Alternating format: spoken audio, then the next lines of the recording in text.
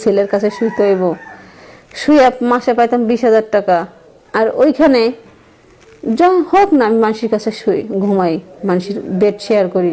ওই ক্লাবে গেলে আমি দিনে পাই 10,000 টাকা।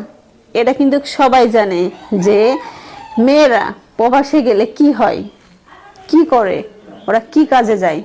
যতই ভালো কাজে যাক, কিন্তু সেই ভালো কাজটা এখান থেকে বলে, যে বাংলাদেশ থেকে যে দালালের মাধ্যমে আমরা যাই, তারা কিন্তু এখান থেকে বলে যে হ্যাঁ ভালো কাজ, কিন্তু কতটা ভালো সেটা আমরা জানি, কারণ আমরা কাজটা করি, আমরা জানি। ওরা কিন্তু জানে না।